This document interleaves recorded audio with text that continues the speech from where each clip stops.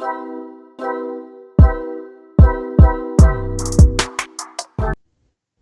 everybody. We back again. We're back and we're live. There it is. I'm Spencer, and of course, we have our licensed clinical therapist, Dr. Nas. Ooh, ooh. Hello, ladies. I'm a doctor. I can take your pulse. Doctor. I'm doing surgeries now. Yeah, I'm prescribing meds. He's doing all the BBLs for all you ladies out Oh there. my God. Jesus. Making you look like ants. All right. So, and of course, we have our special guest today. She's an LCT. It's Vicky, everybody. Right. Licensed clinical therapist. LCT. I'm like, what the hell? She on PCP I'm like, too? damn, what's that? That's new. LCT. I'll take it though if it pays more. Well, it doesn't. It's like close enough. Less. You actually have to pay us to say it. So there you go. Broke. Well, gotta get some money. This is a Different Spectrums podcast, everybody, where we talk about movie shows and the mental health aspects that surround them. We also like to have some laughs, so don't take us too seriously. Also, don't forget to run up those likes for us. We'd really appreciate it.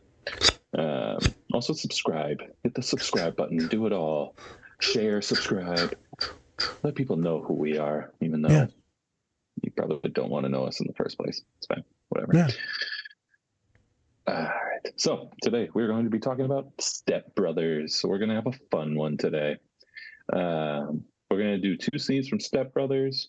One is how we talk about who's our best friends and how do we become each other's best friends. Sometimes it can be simple.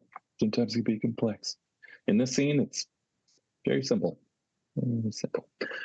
And then the next thing that we're going to talk about are job interviews, where Dale and Brennan have a job interview, or actually a couple job interviews. And so we're going to get into our own personal stories of job interviews and how we've just messed them up, or, just kind of are like, well, that sucked. That sucked. Well, I'm going to go ahead and just walk out now. I'm going to go ahead and head out like SpongeBob.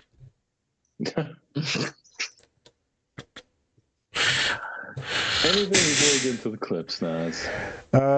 I'm excited to talk about trials and tribulations of job interviews. I'm excited to talk about. I got some tribulations, man. I got some realizations, some confabulations. I got some stuff to talk about. All the Asians. Yep. Because it's been a ride, boy. I'm telling you, I'm excited to do that. Again, we've updated some of the websites, some of the link trees. We got resources on there now and PDFs, mental health apps. It's all free to access. So go into the link tree if you want. Go on to that stuff. I've also got my external resource Google Drive listed, and it's got so much stuff. It's like literally a Google Palace for mental health related issues. And then of course there's a tip jar. So it's all free, but we want them donations like church. I need some tidings. But in all seriousness, no, it does help us make more programming and more help. And if you don't, then Catholic guilt on you. So, really excited. Let's get into this pod and have some fun. Right after this commercial, because we broke as hell. Yeah, 10 cents. Yeah, booty whoop. Alice, who's she talking? It was not about sex or anything. I can't believe you hit Derek.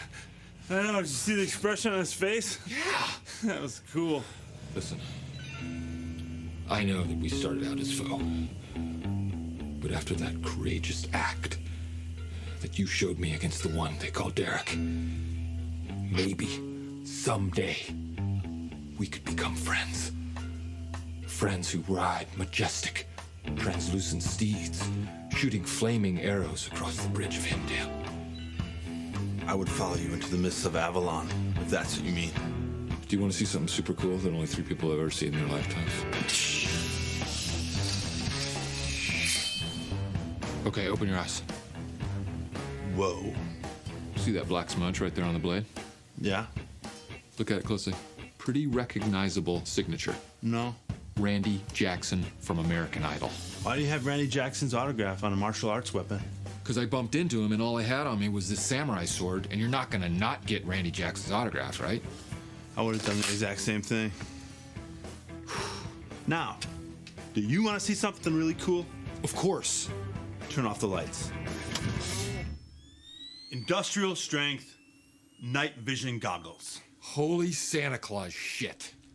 Can you imagine if we had these when we were 12? Even better, we got them when we're 40. You know what's amazing? They're not that noticeable on your face. Right? Yeah. Ah!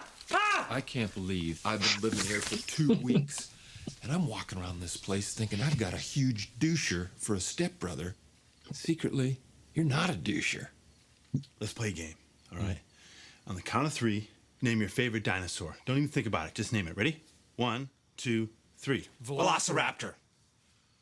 Favorite non-pornographic magazine to masturbate to? Good housekeeping. If you were a chick, who's the one guy you would sleep with? John Stamos. What? Did we just become best friends? Yup. Do you want to go do karate in the garage? Yup.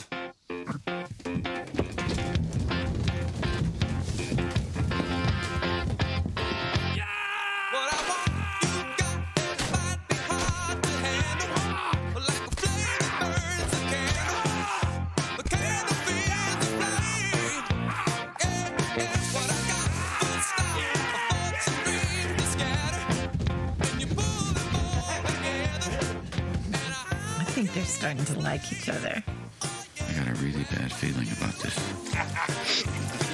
Sword fight! I know! Sword fight! Exactly the same! I know, it's so weird.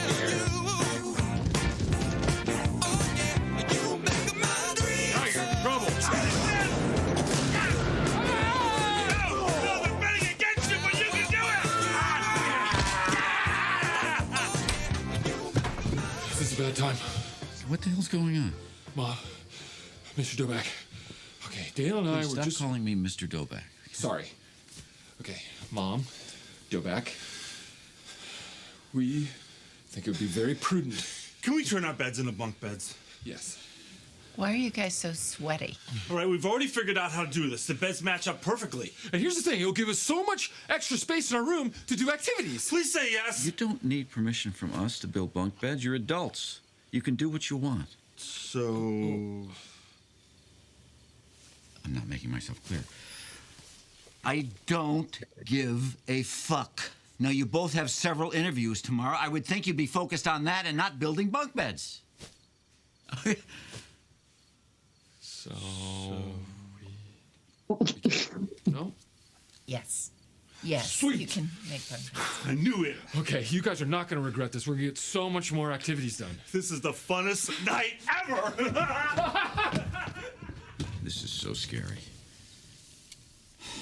How you doing over there? Really good. Okay. Does your son know anything about carpentry? No, not a. Did I hear a drill? Dale! Power tools. Dale, no power tools! Oh, what? No power tools! You know what? I forgot I have to brush my teeth. That is not your toothbrush! Oh, okay. I'm all done anyway. We did it. We did it. It looked amazing. Look at that. That looks like what you would buy from a store. It should have been Look a at all bunk this bed floor along. space. So You much, can do aerobics in here. so many activities. Do step class. It's making my head spin how many activities we can do. Play Army Man. Yeah. This is how we do it. Da, da, da, da, da, da, da. Hey, I never asked you. Yeah. Do you like guacamole? Oh! Oh, Brennan! Oh, God! Brennan! Brennan! Dad, Nancy, it's bad. It's so bad. There's blood everywhere. The bunk beds were a terrible idea. Why did you let us do that? It's so bad! How would you describe that? Whoa. It's not so bad. Right. See? Put your beds back. Rumpus time is over.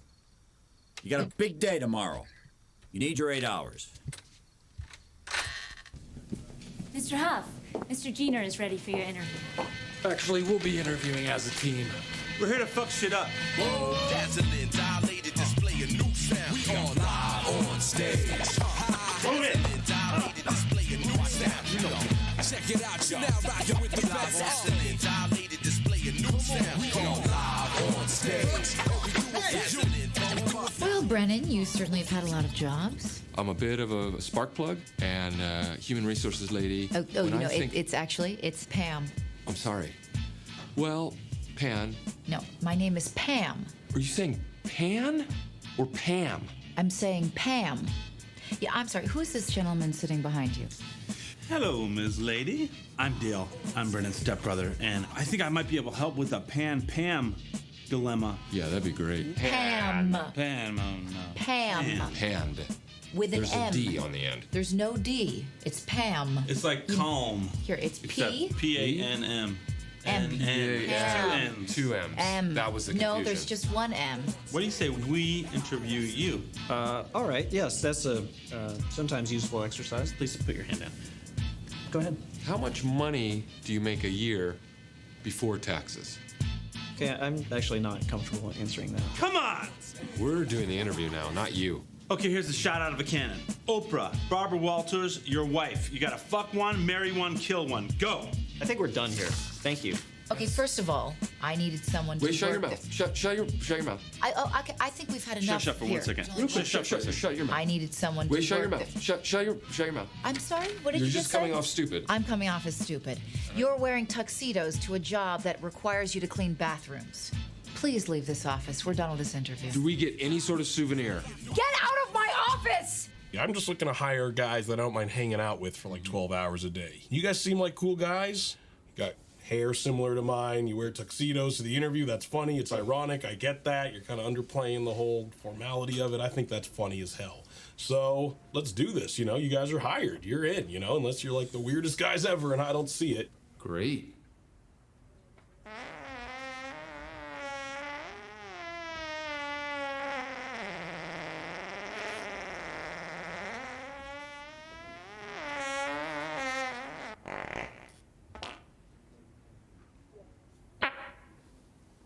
Was that a fart? I don't know. I can taste it on my tongue. Okay, I'll be honest with you. I did fart. Is that onion? Onion and ketchup. It stinks. And this is a small room. Shit. Okay, now the tuxedos seem kind of fucked up. God, we were so... All right. We back again. Like hot sauce. All right, fair enough. It didn't make no sense. All right, I guess it comes out the other end. That's what Get you twice. Get you going in, get you going out. There you go. That's true. See, your dumbness has some clarity in it. It's like a circle. It's like a circle. Okay. All right. So, a little background about Step Brothers if you haven't seen it. If you haven't, shame on you. Shame on you. Will Ferrell movie, obviously. All about these this couple, the older couple that meet each other at like a convention, and then they fall in love, and they have these two sons who are in their 40s and still live at home and are very dependent on their parents. Very dependent.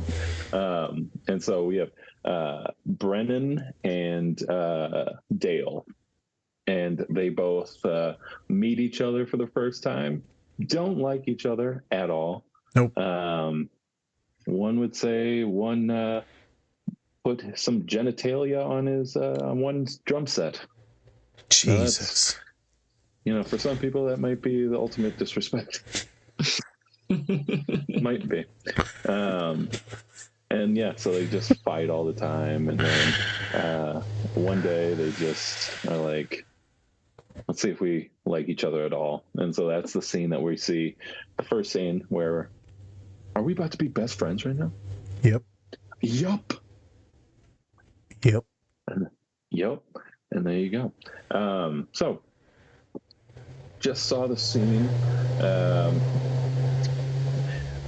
What were both of your reactions? We can go into like reactions when you first saw it, or if you can't remember, like what do What was your first reaction when you just saw it right now?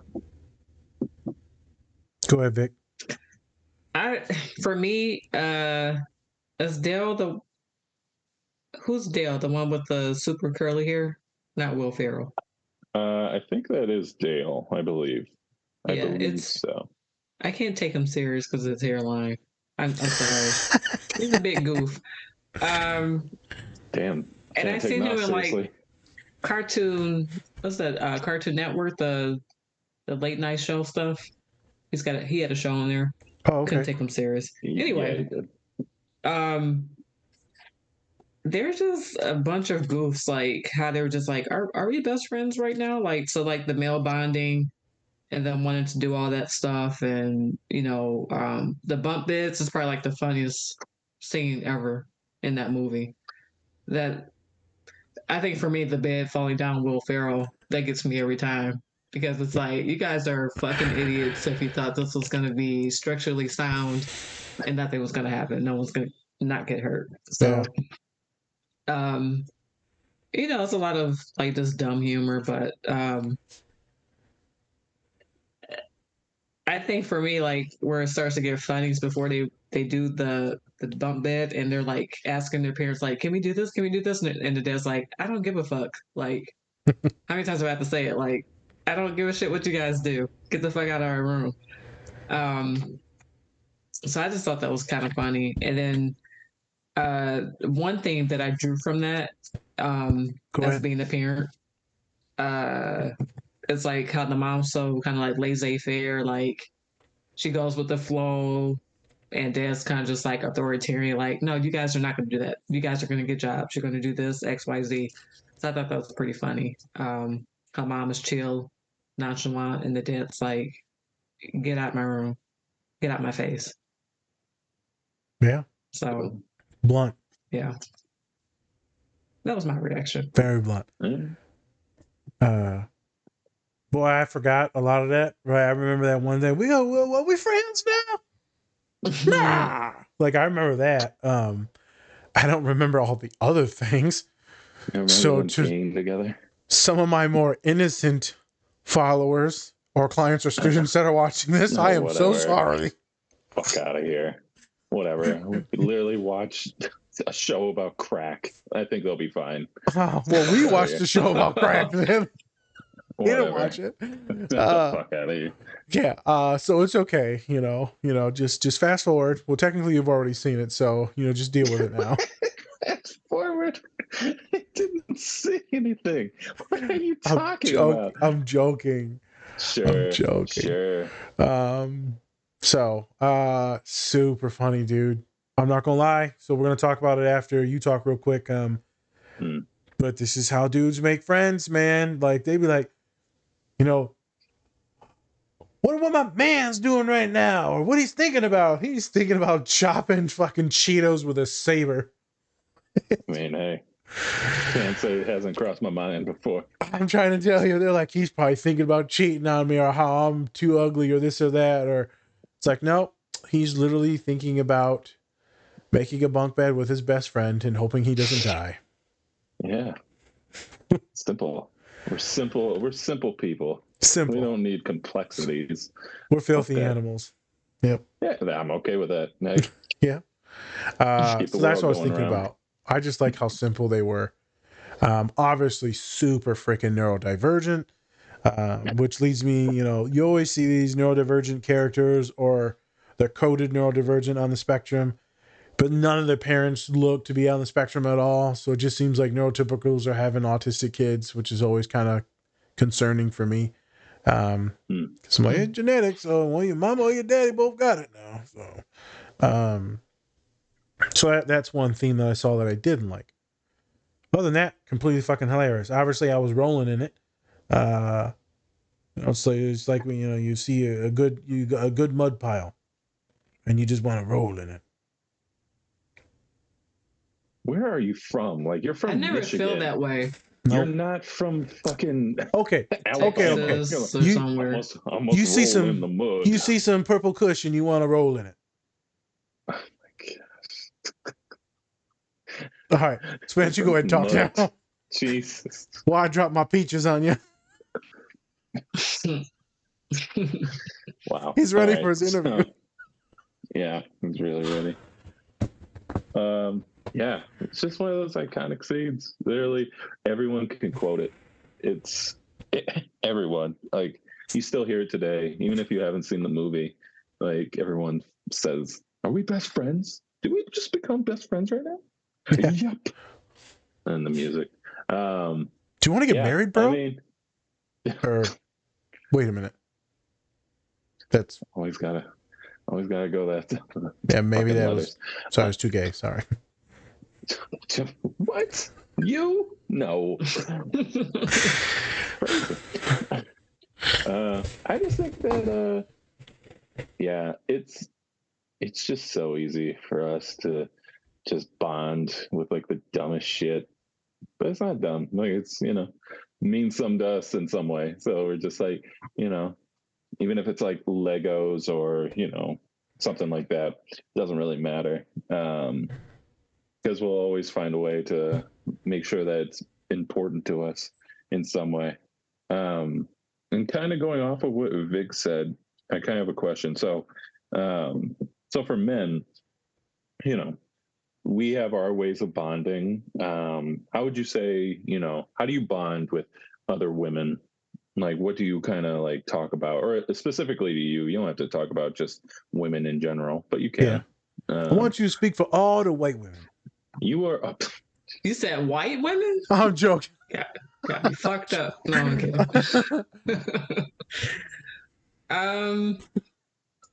For me personally, like, it takes a lot for me to like speak to a person, another female that I don't know.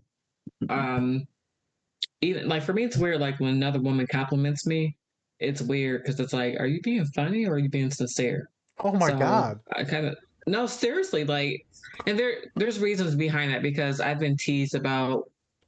I used to get teased by boys in middle school and elementary school from like 4th grade to 7th grade because I had a big ass gap, and I was always a skinny girl with no boobs, no ass. So I get teased about a lot of stuff. Jesus. So when I say like I get compliments from random women, like I wore something the other day and I was out and this lady was like, "Oh, it was yesterday. Yesterday was Sunday. I wore this green top and the shoulders were kind of cut out." It was a waitress. She was like, "I really love your top," and I was like, "Thank you." And it was just like, "Oh, okay, thanks." Like, it's hard for me to take a compliment without it having some underlying meaning to it. But anyway, to answer your question, wait a minute. You were like, she was like, "I like your top." You were like, "How fucking dare you, you bitch!" I just wanted a tip. Jesus. God. No, it was a random waitress. It wasn't our waitress. It was just she was just walking past. She's like, "I really love your top," and I was like, "Thank you." You're like, "I'm taken." Jesus. Oh my God. So do you think that you have more of a connection with like men, or do you connect more with women then? I feel like I connect more with men. Okay. Because it's not an expectation. Like, I could chill with the bros and I'm not worried about having to look a certain way or be a certain way or be feminine. I can be me. I can be both feminine and masculine, if that makes sense. Yeah. But a story I just shared with you guys, I had a training last week, a 2-day training, and I have a cousin that has stage 4 cancer, so she can't tend to my hair like she used to. So I've been like on the prowl, like I need to find a sister loctician. So when I saw this older woman and she has really long, healthy looking locks, I was like, "Are those sister locks?" Like, I knew sister locks, but I just wanted to spark that conversation. She was like, "Yeah," and I was like, "Oh, who's your stylist?" And then she was like, "Oh, she's in Farmington Hills, but I don't know if she's accepting anyone, but I can pass your information along." And I was like, "Thanks, I appreciate it." Like, it's really hard to find someone who has my hairstyle and someone who's good at it. Like, her hair is really maintained. So she's like, "I'll get your information, I'll share it," and she'll probably have a couple questions. And I was like, "Thanks, I appreciate it." And so that turned into like a network connection and things like so it might be like hair, it might be fashion, it might be, "Oh, your shoes are really cute," or your dress. Like, when I go out, I get really fancy and it's the weirdest thing ever. I have a lot of girls that tell me like, "Oh my God, you're so cute," or your dress or outfit. And I'm just like, "Thanks." Like, it's weird. It's hard Don't for get me it to twisted. accept compliments from the other sex. I was gonna say, you don't get it twisted, Vic. Like when you get dolled up, Let me let it scratch you. Jesus Christ. Nom, nom, I'm nom, trying nom, to nom, look nom. nice, Mama got My blood to pressure goes up.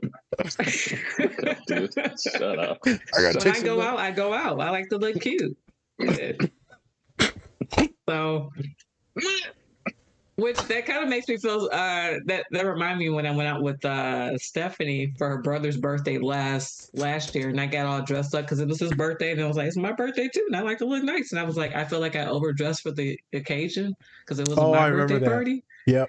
Yeah, I have a saw the tendency to do pictures. that, and I go out for other people's birthdays, or events. I get more dressed up than they are, but it's not like I do it on purpose. It's like this is what I picked out to go out, and this bitch going like she can dress better than me on my birthday. Oh yeah. Oh, you think you look good, huh? You go punk. Oh, okay. Yeah. You think you look better than me? How about I kick your ass out of here? This why How about I'm, that? You ain't gonna look better on the street, are you? This why I'm fucking with me. yeah, so that happens. Jesus. So I'm not gonna lie. The jumpsuit today, I know. I like some masculine. The jumpsuit, the tracksuit you got on today is doing it for me. God. I don't know what it is. I really like when a woman It's has just a a top. bulge. Michelle gave me this top. It's Ohio. Oh, because it's Ohio State. No, it's just I just like athletic wear. I don't know. I'm gonna stop talking. Yeah, I wore this to work today. I was like, gonna wear some black casual pants and this top, and I had this one over top of it. I like a woman with strong shoulders, if you know what I mean. Yeah, I like them to the Michelle Obama back. I like a hairy back. I don't have a hairy back. No, that's too far. No, she ain't got it. We're saying he likes men, all right? That's what we're saying here. Right? That's what we're alluding to. Oh, you like the broad shoulders? Christ. Yes, the broad shoulders. Okay. Bulge. Okay. I'm sorry. I don't do that for you then. We're gonna pivot. Are we? Always seem to go back into your sexuality at some point. That's it. I'm just hungry, so. Jesus Christ, my face hurts. Some people watching this podcast. What the fuck are they talking about? So many tangents. So many tangents. Well, all right. Let's get into advertising some of this real quick. Let's lick this pig. Lick this pig? I think I'm supposed to say skin the cat. Weird sayings. I don't know, man. I had a heard stroke that one. earlier. Yeah, that's a new one. The kids are saying it. Let's lick this pig? Jesus. Wow. The fact that you repeated it. You're just so hungry that you're just like, I'll lick a pig right now. Like, what? It's not the same. Some bacon does sound good right about now. See? Yeah, well, it's alive still. So Someone that say ain't good. steak? No, mistake. Oh, okay. Specifically friends. Yes. So, right, you asked her, what's the difference? I know for me, I always see this, meme or video on Reels where it's like a dude will see in the gym or walking by or at the basketball court. Me and Spencer have already talked about this. You see him, you notice him. A couple more times, you notice him. 2 months go by, you notice him. You might give him a little nod. Oh, yeah, what up, bro? And then, 2 more months go by, like, it takes a while. And then you're like, what up, baby? And then you do that? Yeah.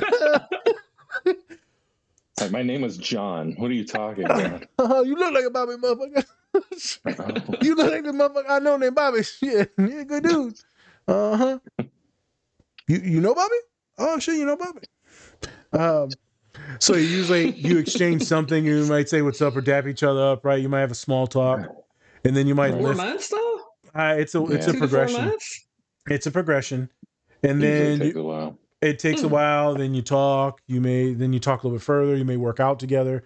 You may hoop together, and then after you do that a few times, now you may go out to eat afterwards, or you might go, hey man, what are you doing on Saturday? Like, I'm hanging out with these people. So that's a long progression. It's not a very quick progression. So it's like courting. Yes, it's like legit full on dating, just without the the stuff. Without the stuff. Yeah. Without the penetration. No tongue, no penetration. But it is like a weird kind of meet cute type of thing. So I had told people on the pod before, this dude who cut in on my lifting set, and then hey man, I'm about to whip his ass. Hey man, what are you doing? And he's like, you want to lift it, hop in with me? I'm like, you hop in with me. This is my shit first. Wait, so what were you doing? We were working out. So we were lifting in the weights and then working out. So then we lifted together and then we finished the whole lift together. And then now every time we see each other, we say what's up. And then I end up driving my man's home. Then we end up getting food eventually. After a while, yeah, he had to walk. He ain't got no car. He's an international student. It's hard for them to have cars on campus. So I took him to this crib and then we ended up talking. We ended up grabbing food once or twice. But then, things are busy now for me and him, so we ain't lifting that much. But there is like a courtship and an evolution. It's kind of how it was with Spence too. I didn't just start kicking it with him immediately. It was like slowly talking and laughing and then we was hooping a little bit. Then you hoop a little bit more and then you go grab, some Chinese food. There's always got to be Chinese food. If your friend ain't go get Chinese food with you, ain't no real friend. He ain't really a friend. No, you don't know that motherfucker. Mm-mm. So I'm curious, were you benching or doing squats, leg press? No, this was a back machine where you're rowing it. Yeah.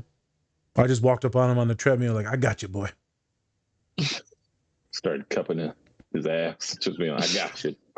Fall into me if you need to. Yeah. So I know that's how it is with me. With a lot of people, it's a lot of the small talk. You have to make sure that they're safe and assess. Personally, if it's an appropriate place, I'll act a little goofy and funny like my normal self. But if it's in a weight pit, you're not acting too goofy because you got to be cautious and careful because you don't want to get hurt or they get hurt. So you're just talking commonalities, like Spence said. And so that's how it happens with me. I just talk, be myself, and then you see someone matches your weird. I always tell this to clients, students. If you're always masking, you're going to meet people that like the mask. If you unmask, then you are going to meet one weird son of a gun that's going to be like, oh, shit, I like you. And you're going to be like, oh, shit, I see that you like me, and I like you being weird, too. You want to go be weird together and go lift some weights and eat some pizza? Oh, for real? Oh, shit, let's do it. That's how it works. So it's weird you say that because the lady that I told you guys about, she's like, so how's the work environment? And I was like, well, I'm the only one. So I said, I just come in, do my own thing, and stay to myself. Yep. I don't really participate in extracurricular activities. And she was like, I'm the same way. And I was like, she's an older me. She gets it. Yeah. And it was just like that bond, like everything I said, it was matching. And I was just like, I want her to work with me. Yep. I need another person that looks like me that I can see every day and that gets and sees all this dumb shit that goes on. See, if you were a 300-pound dude, you'd ask her to Chinese food. It's a progression, right? It's a progression. So yours is you're going to, like, I don't know, go do something. I don't know what women do. The long walks in a park. I don't know. Long walks in the park. I've done that before with coworkers. Yes, you're not wrong. I've done that before. I've done that. But I would prefer to eat over walking. Yeah, I'm being sarcastic. Today's a very sassy pod. Very soul food. Yep, grab some food, coffee. I feel like it's very common. Some pastries. I'm not gonna lie. I usually have people just come to the crib when I know they're safe. I'm like, all right, I ain't spending all this crazy cash. I'm gonna make something on the grill. We're gonna drink, have a good time here at the crib. Let's save some money. I'm gonna buy all this shit. What do you cook? You can cook. We grill something up, and then we grill some stuff up. And then if it happens to be fully cooked and we live, it's a good day. Happens to be fully cooked. That's taking a high risk. Motherfucker burnt the shit out of some steaks. I'm like, God damn. Yeah, so they're either burnt or they're still mooing. They're burnt or mooing. God damn. Yep. What'd the cow do to you? Fucking A. Well, so it's different. Well, I wanted to make sure that it's different with both genders. It's going to be different with all types of folks, different cultural pockets, different identities. Different folks are going to have different ways of communicating and expressing themselves. And so the way that me and Spence may do it in more of an athletic way and then an eating way with all my friends, It's gonna be different than other folks that might want to do some more nerdy stuff, play video games. Maybe they want to do some more arts and craftsy stuff. Maybe they want to read together. I don't know. Maybe they want to go to a festival and like a concert together. That takes more time for me to trust you to go to probably a concert. I'd rather, eat. I ain't trying to you just leave my ass there. I'll leave you there. I'll leave your ass there real quick. So, I mean, there's all types of pockets. So specifically neurodivergent folks is this is the question is where do you make these friends? Or like some of my women I'm working with now that are older and they're getting in their 30s now and they're working professionals and they're like, their 30s, 40s. That's like, that's older. That's older than my normal 19. Older than 19. Shit. I'm thinking, when you say older, I'm thinking like 50, 60, Girl, 30. we're older. We old? Yeah, we're old. Damn. Yeah. I didn't get the memo. And they'll be like, Nas, where do I make these friends? Or where do I find like romantic partners and this and that? And they'd always be like, I wish they just like show up. And I'm like, rephrase that. That doesn't happen. Well, that doesn't happen. Also, if motherfucker just shows up in your house, run. It's true. Yeah. Don't be like, oh, hey, Timothy. Hey, welcome. I didn't know you were coming in. Yeah. You know Bobby? Jesus, man. The door's locked. I don't get how you got in. Well, yeah. I'll tell you. Surprise, I've been living in the attic for 3 years. Well, okay. Well. Do you know where I left my keys? Because I'm out to go. Yeah, just been watching you. What? Taking any good pictures? Oh my God. But in all seriousness, they're not just going to show up. So that means that you have to go out. So that means that you have to find and identify places that there will be people. So what are those intersections that you may hold that you can go out in public? So find out some of the hobbies, different things that you do. Go meet some people. Or do you just need to be in a public setting like a cafe, meet some people? Do you like to go into a pub? I don't really like the pub. But like people like to go there. Or clubs and this and that.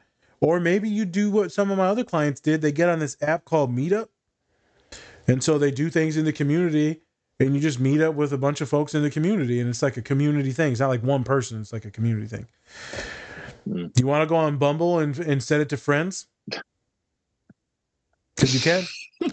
Yeah, right. I've had clients do it. Colin's wife made him do it. I've had a couple clients do that, like Indian. Yep. And she was just like, yeah, I met this one chick in Lansing and it just wasn't right. And I was like, all right, we'll go back to the drawing board. She eventually found, a couple friends, but I thought it was interesting. And it was almost like dating in a sense. I mean, that's what friendship is. It's kind of this non-romantic kind of courtship. You'd be surprised at how many clients I work with where they're like, well, man, I wish I could just like date my best friend. I'm like, girl, who you telling? Well, say something. Works out. Who, me? Yeah. I mean, Colin's already married, but I could try. Well, get down on. You got to discuss that with him and his wife. Yeah, well, she'll be out to pictures soon.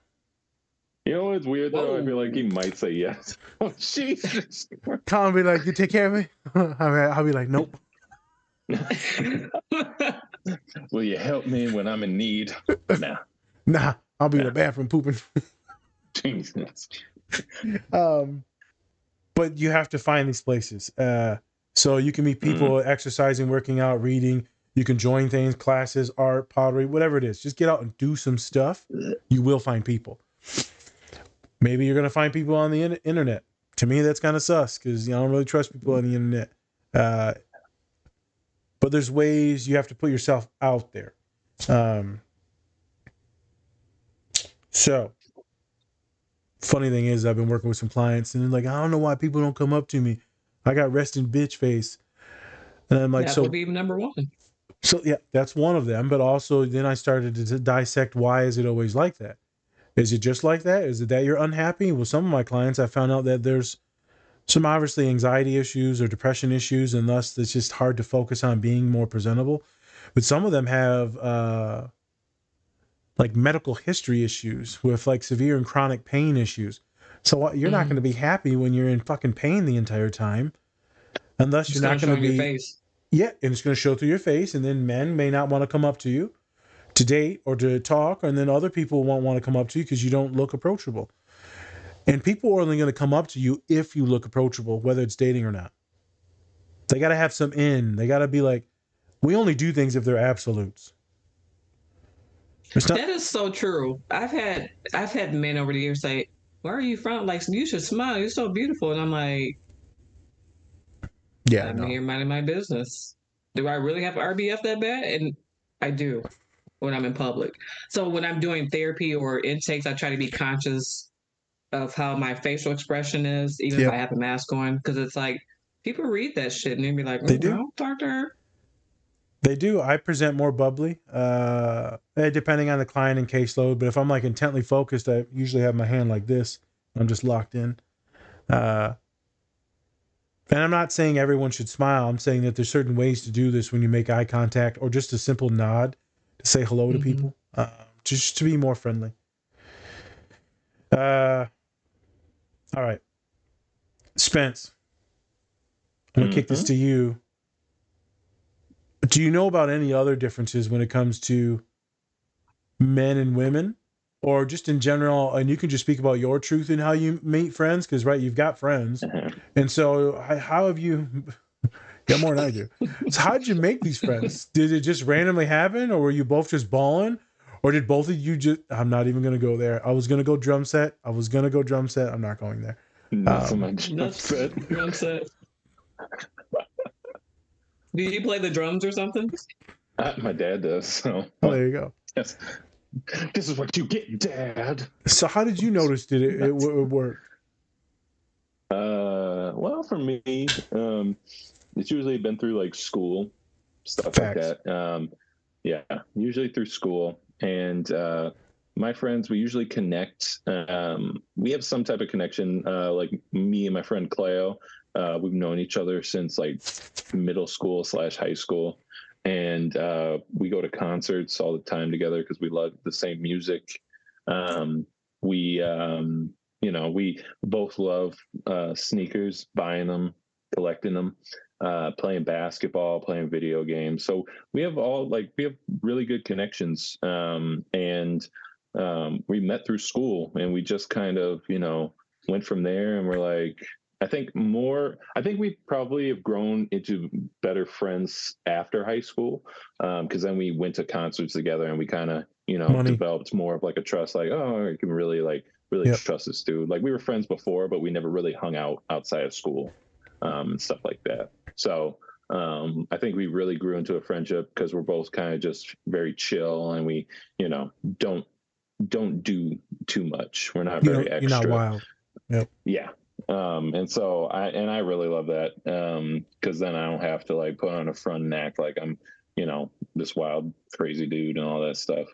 And then, I met a few people through him that I'm actually really cool with now, because they're all kind of chill.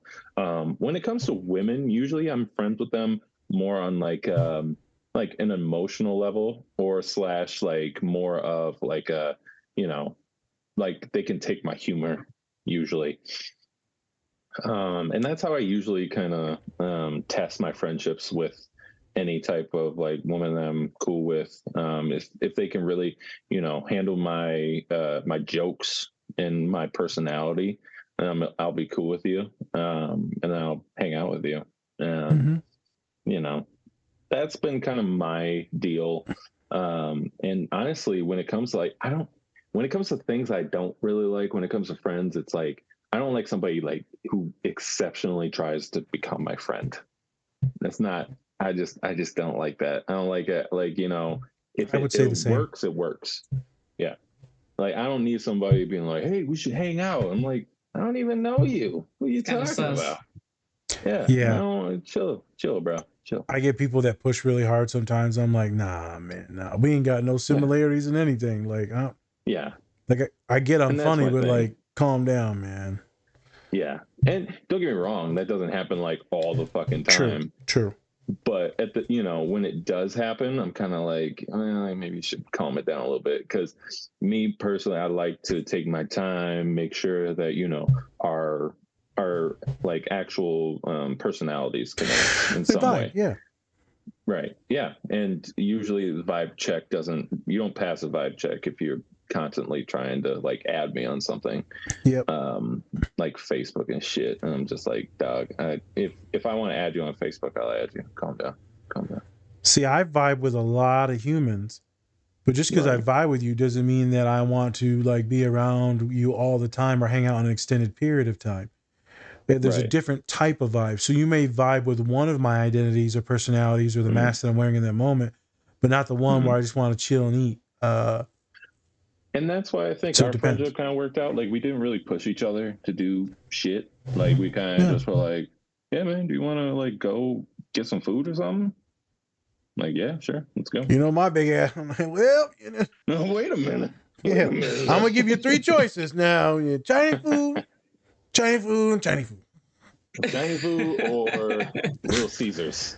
Yeah, pretty much. Yeah. We can get deep dish pizza. Detroit style. It's just fried bread. Fried bread. Boy, I'm telling you, I ain't never been more turned down in my life right now, boy. God damn good, valid points. It's a lot of similarities in what are your identities that you hold. Can you be comfortable? Can you be awkward, funny, personable? Do you feel safe? If you don't feel some of those things, you're not going to want to speak. And so I know neurodivergent folks struggle with small talk. I hate it and it's stupid and this and blah, blah, blah. But I'm like, yeah, homie, but the only way that you get to like the real stuff is through the small talk of getting to know them and see like if they're okay. And I'm like, you ain't even, what you talking about deep? Like everyone's talking about, I'm on a deep connection. Like, shut up, that sounds stupid. I don't ever say that. Like, what you want to do? Trade trauma for trauma? Like, that's not what that's not deep. Deep is like just having extended conversations about multiple things like interests, loves, passions, creativity. Maybe there's a little bit of sadness and anxiety in there, but that's usually later on. Deep should not be mistaken for trauma or like really hard emotions. Deep is just an extended talk when you're hanging with someone and it lasts 2, 3, 4 hours. Small talk to me is only the time frame of which you talk. Because small talk with me can go, a few minutes. I know a few bullshit lines to say because like they're memorized. But then like if I start asking you questions and I'm like, if I keep asking you questions, that's because I'm interested. To me, that's deep. Well, and you don't want to like how unattractive is it to just put on like your traumas and things like that, like first time meeting somebody, like that's just, not only is it unattractive, it's actually very unhealthy, and that's a red flag. That's not a green flag, that's a red flag. Well, to talk about your own harmful things that have going on and all that's just too much. The trauma dumping on someone, or as I said on Instagram the other day, telling people my lore. Lore. Yeah. What's the name? My lore. This is my lore. So that's just not healthy. You don't want to be an interview though. Like you don't want something to just be an interview. You want it to be a conversation. Yeah. That's how the best interviewers ever have conversations. It's not just like, well, what happened to you during this? It's like, what the fuck? Yeah. Well, you know my ass. I'll be asking some questions, boy. But if I'm having fun, I'm just talking shit. If I'm in a weight pit, it's not a deep talk. It's a small talk. And then we're usually talking about, nutrition, lifting, clothing, things like that. Stress, not anxiety and depression, stress. There's now, what about the opposite sex? So when I'm working with women, I treat everyone pretty much the same. The only thing I tone back is maybe some of the humor and the sarcasm and the jabs. No, I mean it's friendships. So with opposite sex, so if it's men and women, or whatever gender it is, it's. I have a friend, guys. I have a friend that thinks I'm always trying to psychoanalyze them, and I'm like, dude, I'm just asking, like, you like to ask questions. No, you love to ask questions, and so I think a lot of people may take that offensive. But it's like that's for a person that doesn't open up a lot. It's like I'm not just gonna hold the phone in silence. It's like, dude, what have you been up to? Oh, nothing. They're just not a talker then, maybe, because you do like to ask questions. Oh, they do. They do talk. They just don't like to be probed. That part. Got it. They feel like they're being probed, and it's like I'm just making basic conversation. Yeah. So that's them getting in their own insecurities, and they're probably holding some things that they don't want people to know because they're embarrassed. So like you can psychoanalyze them being worried that you're psychoanalyzing them, because that's a whole thing. And without a doubt, if I'm talking to you, I'm psychoanalyzing you, period. I've been doing that since I was a kid, not because I have the degree, because I'm looking for safety. I'm looking to make sure that you're a good human to be around. And so I see everything, every little micro expression, all of it is getting sucked in to my brain as a data point. But that person, right? I mean, I'll answer some questions. I don't care. It is what it is. But yeah, they're probably a little scared. With the opposite genders, that's what I tell my young men all the time. I said, you need to stop putting women on a pedestal. You're so anxious and scared around women that there's something that you need to obtain, something that you want to have or possess. It's too much, and there's too much in it. You're just having a simple conversation and talking about stuff. You're treating them just as if there was another human, not that there was someone that you wanted to have sex with, or someone that you want to have feelings towards. And then now there's too much pressure. Now it's weird. Now you're weird. It's too much. And I say this, don't get it twisted, because I get nervous when I'm talking to certain women, because I'm like, God damn, you're attractive. Like today, like when I got my blood pressure done today, she's like, oh yeah, blood pressure a little high. I'm like, yep. Yeah. You can make it higher. What? Yeah, I remember in undergrad. I remember in undergrad day we were in class and they were taking my blood pressure, and a gorgeous woman took my blood pressure. She's like, damn. She was like 180. It's because of you. It's because of you. And then she was like, I I hope think you didn't have a boner, because that would have been embarrassing. Oh no, I don't think I did. No, I mean I'm sitting in class with like 50 other people, but okay. Was your dick? My professor walks over. He's like, oh, let me take it. And he's like, no, it's fine. It's completely normal. And I'm like, yeah, man, because you ain't her. You know what I'm saying? I'm trying not to smell bad by just sitting here. I don't know how you try not to smell bad, but I was trying. What? And let me not breathe on her. Hey. How are you? Is going up. I get nervous around some folks because I'm like, this person's awesome. But not usually always around attraction now at this stage in life. It's mostly when I find someone that is attractive to me, but then their personality is like a legit thing. I'm like, oh my God. And that rarely happens. And then I'll like get hella obsessive. I'll be like, so you shall be mine. You shall possess in your me. closet later? Yeah. We're going dancing. Be in your closet later. Yeah. Oh shit. I'm telling you. So that's the biggest thing is taking down the expectations, taking down the anxieties. It's usually my boys that are screwing up, not so much my girls. My girls are usually worried that if they become friends with other folks, other genders, that they will be hit on, that the other boy will catch feelings. And they're like, I'm just being nice. And then they'll start, getting attracted to me and start getting on me. Most of the time, that's true, because most of the dudes really don't get talked to from a lot of girls. And thus, if one girl shows attraction, then the dude's like, oh, maybe she likes me. Like, no, she's just being nice. So like me and Spence, we run into that issue a lot too, because we tend to be nicer people. And then people will think that we're being we're attracted to them and we're just being nice. Like conceited much? So that tends to be a thing. My girls are usually just worried that they're going to be, and then they have to be on guard. It's a thing. So that tends to be the bigger worry than actually making friends with the opposite gender. Where are we at? So I talked a lot about proximity, or I didn't talk about it, I'm talking about now. Proximity is the thing. You need to be in proximity to make friends. I'm not the firmest believer in long distance things. You need to experience them. Go out and do things. Have fun, right? Can you have fun on Zoom and shit like that? Yeah, but it's not the same as an in person. The efficacy is not as therapy. Good.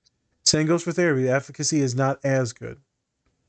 And as we know, men, especially neurodivergent men, might be really hard to make friends later in life because in school, like Spence said, you're around everyone, you're meeting people, you're almost forced to make friends. As you get older, you work in your job, you go home, it's very isolating. And so that leads to the higher suicide rates with men as they middle age. There's a lot of other things that play into that too in correlations, but women can still make friends and go do things because it's feminine to go make friends and to do things and to join meetup clubs and to do yoga and exercise things. And so men won't do it. Mm-hmm.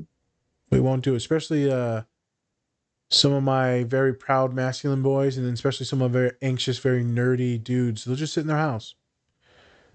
It's comfortable, so they avoid. So that's some of the stuff. We'll get into maybe some more treatment planning towards the end. Let's introduce the other scene and chat about that. Yes. So, second scene, all about job interviews. So I believe it's Dale's dad makes both Dale and Brennan get jobs because they're 40 years old and they don't work. So they need jobs, or else they're going to get kicked out of the house. And so they go on a few interviews, and it doesn't go exactly to plan. No. And so so then we kind of see it. Have any of you had interviews that went that bad before? Anyone? Vic, you got if you got any necessarily bad, but okay. I end up unknowingly applying for a position that would be like going into AFC homes and like making sure that they're adhering to the mental health code. And I was like, yeah, no, like I have no experience for this job, but I'll interview for it. And they told me about it like during the interview, like this is what the position entails. I'm like, that's definitely not what was in the job description, but here we are. So I said, I don't have any experience that you're, speaking of, or, just like, can you tell me about any experience? I was like, to be frank, I don't have any. Like, but I'm willing to learn. So I felt like I wasted my time and their time because it was, valid. it just wasn't justified based on the job description that I did apply for. And in a previous job, weeks prior to that one, they were like very in my ass, like define mental health code for Michigan. I'm like, I may have read it once. Yeah, That's how a fuck lot do of I shit know? to cover. But they were looking for a specific person with qualifications, and I didn't get the job, but I got the experience. So I have to say that was probably like the first one I mentioned, like the one I bombed. I was just like, I really feel like I shouldn't have done this interview. I wish I would have known because I would never waste the HR and the other people that, they interviewed me. They could have been interviewing a different candidate, someone more qualified, but it's like, you It's live and you fine. learn.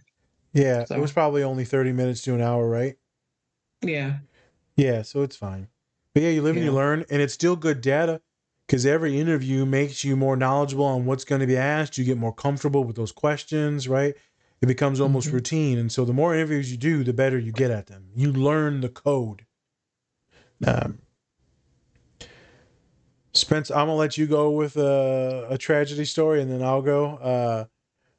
Because I've got many of them because right out of school, I went on a fucking buttload of them. Yeah, I've had so many interviews where I'm like in the middle. I'm just like, why am I doing this right now? Like, I just wanted to hang up the phone because it was a phone interview. Just being like, click, like, I'm not getting it anyways. Who cares? Yeah, I mean, I've had so many interviews where it goes just terribly because I'm like, I was not prepared for that shit.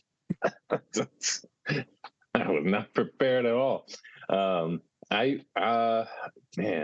because sometimes they don't ask some of the basic questions. Like even if it's like the most innocent like question that you can ask, just like tell me about you. I'm like, fuck, what do I say? I like turtles. Because at the same time, it's like, do you want to know me on a personal level, or do you want me to, or how it relates to the job and how it can go from there, right? And that's like kind of the thing I get stuck into, because I'm like, you asking me about me or just my career? Because sometimes they do ask it in a way they're like, well, like, what are you, what are your interests? What do you like to do and all that stuff? So, do you want me to BS you right now, or do you want the truth? I know. Yep. And a lot of the time they want the BS. So for me also is that I overthink things a lot, especially even if the answer I have could be simple. And then I have so many things on my mind that I could answer to that I'm like, spam. And you're like, what? What are you talking about? Sim. So I don't know. For me, it's like I don't really have just one. I have so many. Like they all just mush together where I'm on the phone and I'm just like, this is fucking going terribly. Why am I still on this call? Why am I still talking to this person? I know I'm not going to get it. I remember being Spence was on an interview while we were in the car, and she was asking him when we were in Daytona, and she's asking him, hey, you got any medical experience with like surgery stuff? And he's like, I don't know what to fucking tell you. Have you been in the operating room? And I'm like, you look at my fucking resume. I've never been in the operating room. I don't know any of this stuff. The thing said you didn't have to have any experience, so he applies for it. And so, I slid him a few things to say, but like, there's no way you can recover from that. And so that you seem incompetent in that moment, but that's because there is no competency in that subject. No. Mm-hmm. And I was just like, he answered as best as he could. And I'm like, well, you're not getting that fucking job. No. Because you have no idea about surgical equipment. Go figure, it's all about surgical equipment. They would have to have knowledge of like medical terminology, I would assume. Well, they wanted him have experience. They wanted experience. Yeah, they had like 0 to like 1 year's experience, and then they're like, "Do you have operating room experience?" I'm like, "What the fuck? Who is that?" Yes, who has no experience. Who has that in sales? Walk into operating room? Yeah, it's like a sales position. How many salesmen do you know that are in the operating room unless they're already selling operating equipment? Those people do. They actually go into it and they're like, "This is how it works." Yep. And it's I mean, so it's definitely have been a good job for me, but it was funny. It's like Jesus. That was one funny story when we were on our trip last year. Dude, I remember one specific. I've got the horrific one where I had like horrible anxiety attacks and like they hated me and there was just mean as individuals, pretty racist too. Out at a school out in Maryland when they flew me out in 2016. But here's a funnier one. I was doing some interviews when I was trying to leave St. Mary's, like 2019. Spring of 2019, I was doing interviews, yes. And I didn't get any jobs because I wasn't fully licensed yet, because I wasn't going to be fully licensed until like the following year.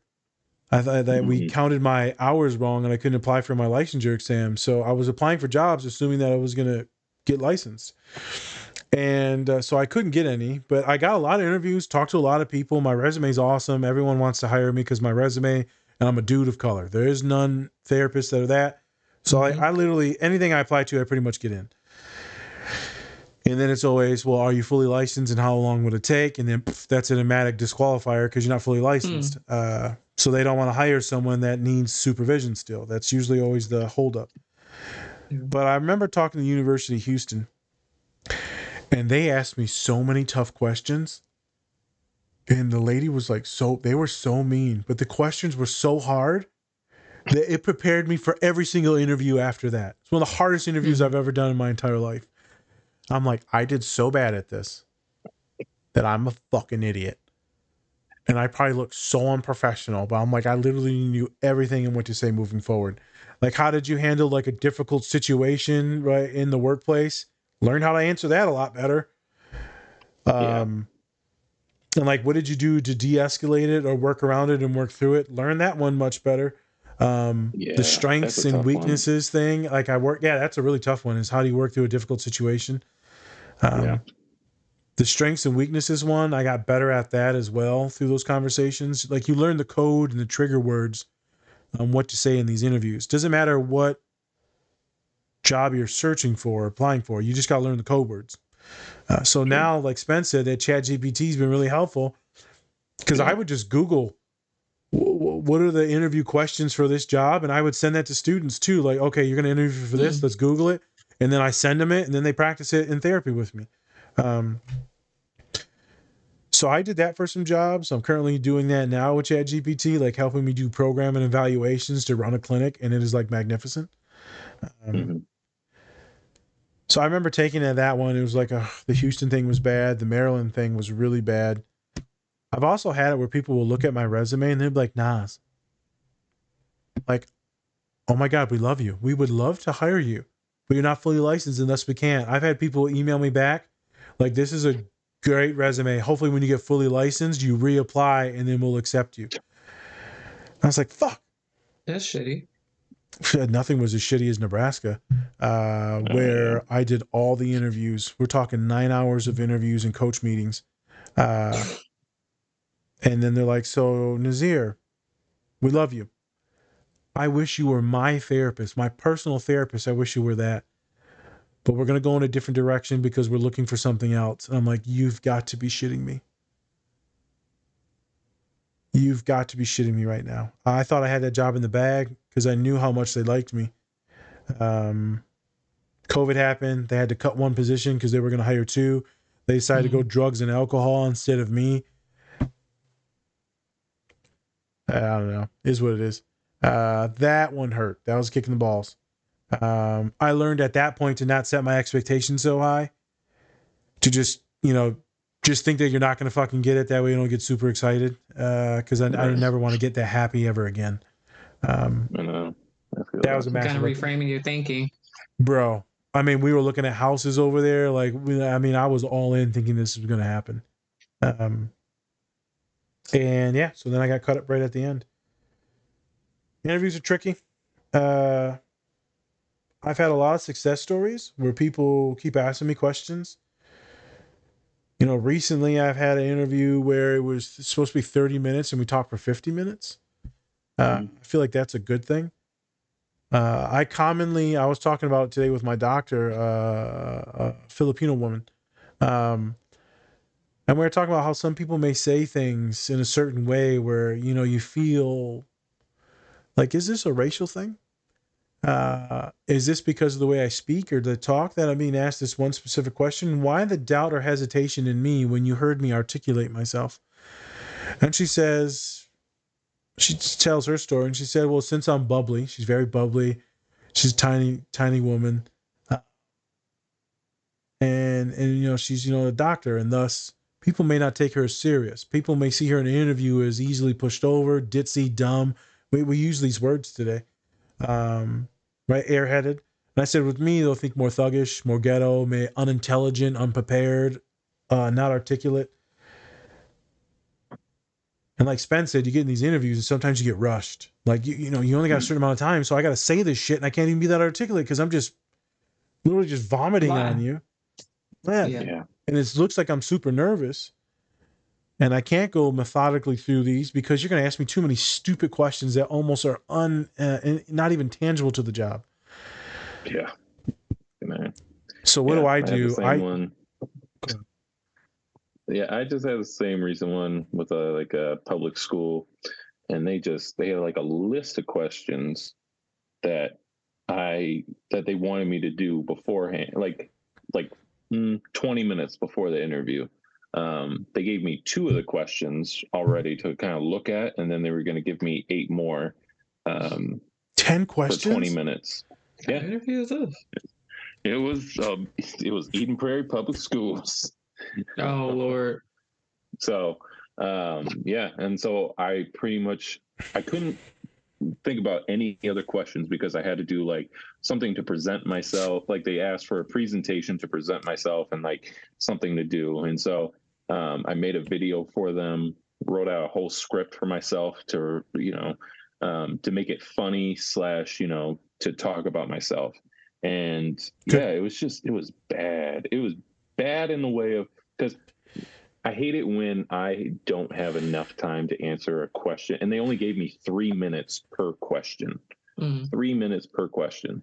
And so, I didn't have enough time to prepare for those other questions because they were just like out of nowhere. Like, how have you dealt with diversity in your life? And what, if you haven't, what would you do differently and all that shit? And I'm like, what the fuck? What? The diversity question is always a question now. So everyone listening, they're going to ask you very specific questions. It's tell me about yourself and why you applied to the job. Why are you interested in the job? What is your role or what is your belief in diversity, equity, inclusion? Those specific words. Tell me something that you had conflict with or an individual or trouble with. And then how did you get over it? What are your strengths? What are your weaknesses? What are the trainings or education that you're doing currently or right now or moving forward? Those are the common ones. And then there'll be very job specific ones. So for me as a therapist, it's clientels that you work with, modalities in therapy, case management, how do you work with eating disorders, medication, nutritionist. So like Spence said, he got thrown a curveball. But if you're working in higher ed or in education systems, that's like one of the number one fucking questions there is. Right. Yeah. And that's the thing. It was just like, I felt like I answered it well, but at the same time, didn't feel, I don't know. It just, there were like 4 or 5 other people in the room, and it was just even more intimidating. Intense. Yeah. Intimidating. And then also it's like, maybe I'm not what they think I am. You know, I talked about how I'm biracial and how, you know, I try to keep open-minded for everything, blah, blah, blah, blah, blah. Yeah. So it's tough sometimes, especially for those ones that really like just curveball, like could not answer anything better. Especially you're giving me 20 minutes for questions that like now I'm under the pressure of being like, oh shit, it's 15 minutes. I only have 5 minutes to answer these fucking 8 other questions. Correct. Right, so it's trying to be precise and articulate. The only way to do that is to prepare. So you need to know all the questions technically ahead of time, and so which you can't. So that means you need to have them all prepared for. So you have to do a bunch of Googling, use ChatGPT, get the questions, and then you need to methodically answer them and then throw them in the fucking ChatGPT, have that spit out a more articulate response. And then you memorize them and you memorize them and you memorize them. So that way, when you get into it, you already need to know the conflict talk and what you're going to talk about. You already have to have examples for almost every single question ready. That's the only way to go about it as a neurodivergent individual, where if you got ADHD, anxiety, speech issues, you need to have it. Preparation. And especially if you have any speaking issues or speech impediments or tics, then you need to prep it and you need to go through it with a friend. Also, if you are on the spectrum, then you need to be looking for jobs and make sure that, you know, if it's a parent, then you need to click the ADA thing that says that, right, I'm on the spectrum or I have a disability. Click disability. That way they can't hold that against you. And you might even bring that up when they go tell me about yourself. When Salim's doing interviews, it's one of the main things I make sure that he says. That way they don't hold that against him. We focus on punctuality. We focus on never no-showing. We focus on quality of work. We focus on team building and like his lovability. But when it comes to being like articulate and maybe memorizing things in the store, it might not be as good. Right. But he will always show up. And so I always focus on him as the employee. You can teach him things, but it might take a little bit longer. Right. So what was held against me the other day is that you're applying for this administration job. You're confident. I said a few things that could have come off as asshole-ish, but I said it in a very kind way. So I said, I memorized all these things. I read your profiles. I know who you are. I know where you worked. I've done some research already. I've already done some strategic planning. I've done many things. I visualized this in my head many times. I said, it's just like how I train my athletes. Visualization leads to success. If you shoot 100 free throws, you get better at free throws. If you visually rep shooting 100 free throws, you actually statistically get better at shooting free throws than if you were to do nothing. And so I rep this and I rep this. And I said, so I thought about this for a while now. So I know some of the questions that you're going to ask. So then they start asking their questions, right? That are already pre-scripted. It gets to one of the administrators. She goes, "Nah, so you know everything. What am I going to ask?" I said, "Well, you're probably going to ask me when you want me to sign the contract to come on the team." And they all started laughing because I'm like, you signing me, you're going to ask me, let's do this. And she was like, ha, ha, ha. So that's why the boss man called me confident. But I also exude confidence because I know what I'm talking about. I articulate myself well. My students love me. I do a good job. I am confident in my fucking job. He said, "You're very passionate." So that's when I start to get weird, when I start bringing up this stuff, because the but was an administrator will not see as many clients. So you see 15, 20 hours, maybe 10 hours of clients, because the rest is admin work, meetings, building out programming. I was like, yeah, I get that. All my jobs have held that against me, being passionate and loving students. They've always said, you'll be regretful that you take this job because you won't get to see students in long-term therapy. You won't get to see them as much. And they were right. I did regret taking the job that I took at Purdue because I don't get to see them as long. Still a good job. I'm still very happy. The expectation at the next place is that my caseload would reduce. That's why I got a doctorate. So the fact that they asked the question was concerning to me because obviously I know what the job description is.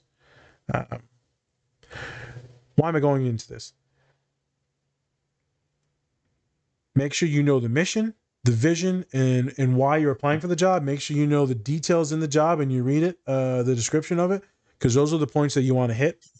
Remember the things that you're going to study. Practice with someone, especially if you're neurodivergent.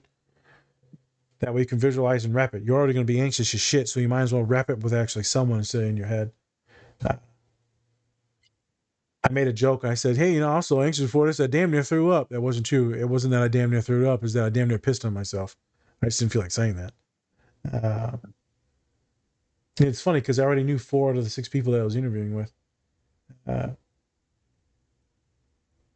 All right, resume. Throw it in the chat GPT. Have other professionals look at it. There's a couple hacks that we could go over. I'm not going to explain those on here, but there's a couple hacks to throw some things in your resume. Where you throw in the mission statement. You may put in small print and you put in white. They can't see it, but the computer algorithm picks it up and then they schedule an interview. So dress. Dress for the job that you're going for. You don't have to dress super, super, super bougie, but dress appropriate for the job. For my neurodivergent folks, that means, don't go up in there wearing shoes that are tied like super tight and the laces are all floppy or not tied at all or like super dingy. Don't go in there smelling. Make sure your hair is combed. Make sure your teeth is clean. Make sure your teeth is, that's what my mom says. Love it. Right. Make sure you got a nice shirt on. Make sure that your clothes are fitting. If you don't have money, look for donations and go to places. They will help fit you. There's always Goodwill. There's a lot of places that help fit you just for the job. Yep. Goodwill, Salvation Army, they might even give you the stuff at Salvation Army for an interview. Certain colleges will help you out too. I know at St. Mary's they would donate clothes for people to do interviews. But make sure you look kind of sharp for the interview. All right. That was all the stuff that I had on there. I'm telling you, folks, the worst thing about interviews, me and Spencer in this phase right now, is the waiting. Yeah. The waiting. It's like, oh, we'll talk to you in a few weeks. I'm like, oh my God, a few weeks. What does that mean? Yeah. How about I interviewed for a couple jobs in February and I just got an email last week. We decided to go in a different direction. I'm like, no shit.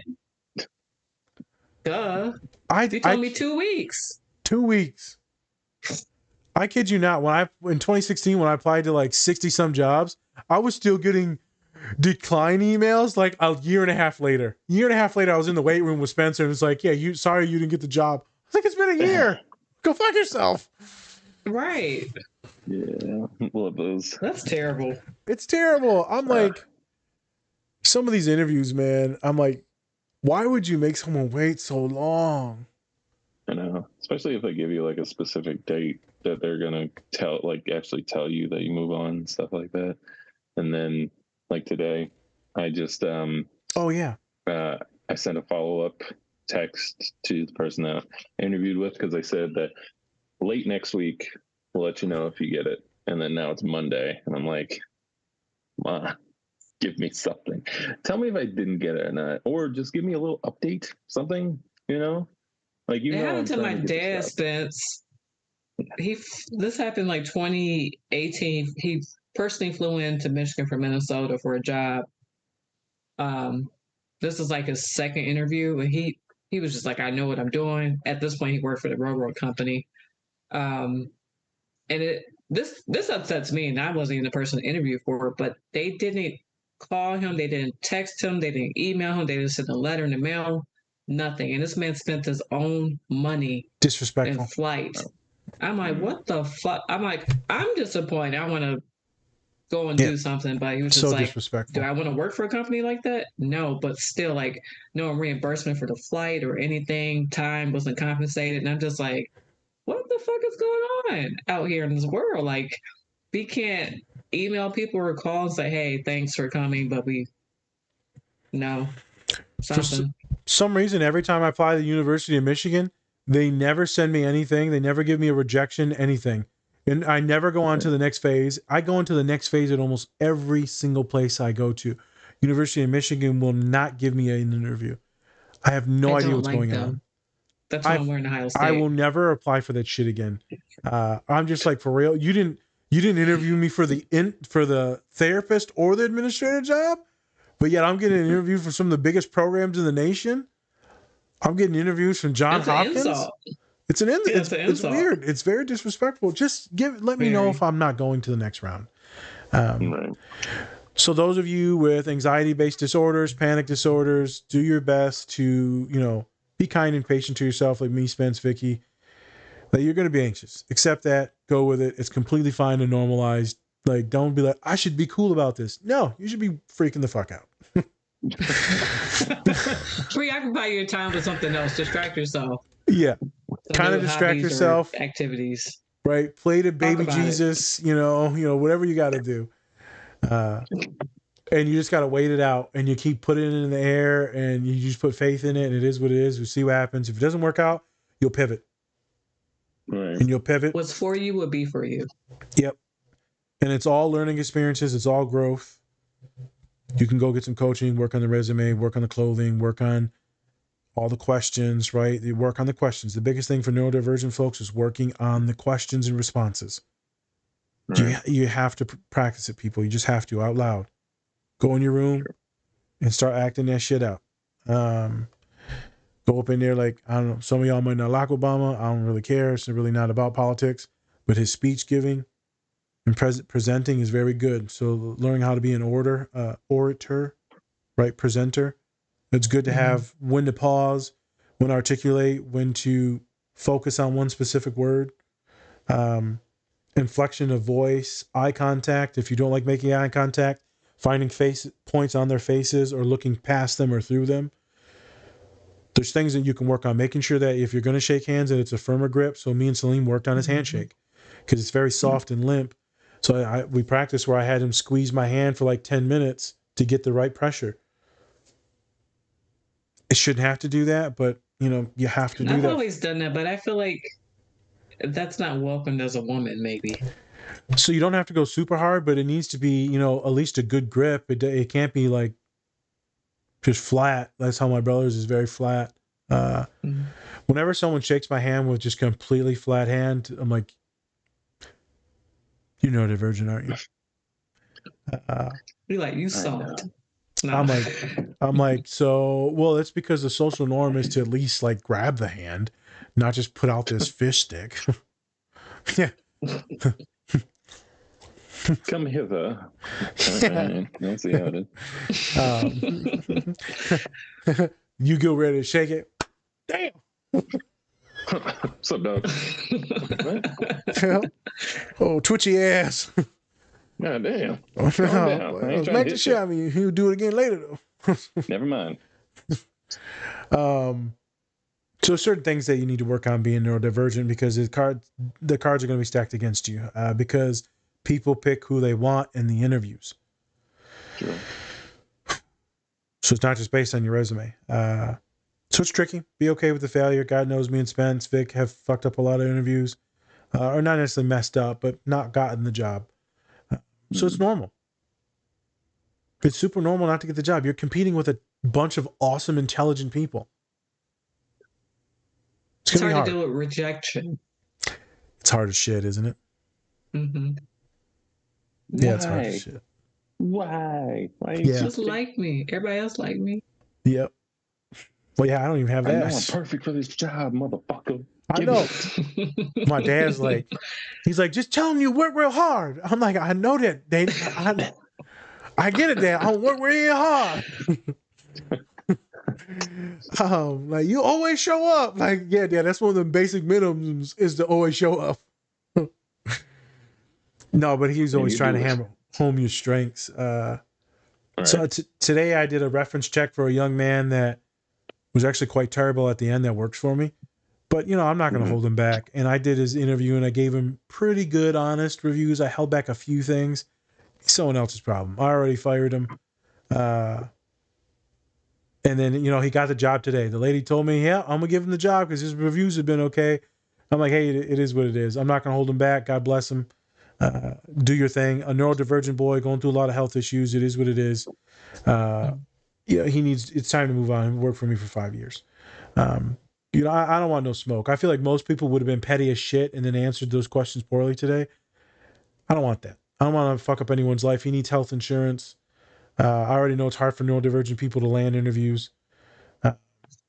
Unlike other people, I actually hire my own people, neurodivergent folks. People are, I'm not hiring them because they don't know how to talk. Yeah, go fuck yourself, man. Calm down.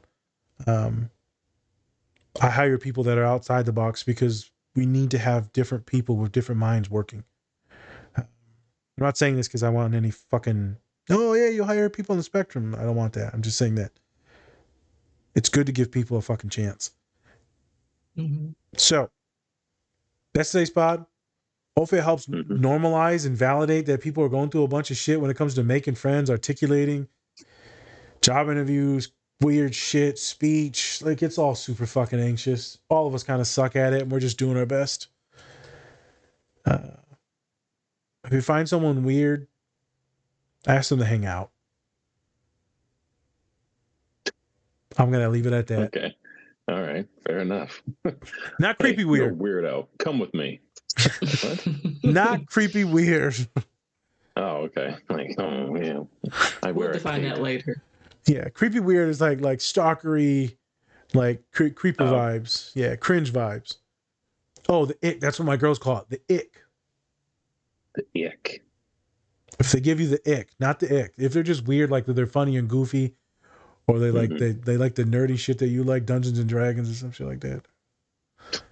Something Catan, something about Catan. Catan. Oh, yeah, it's a board game. Yeah. All right.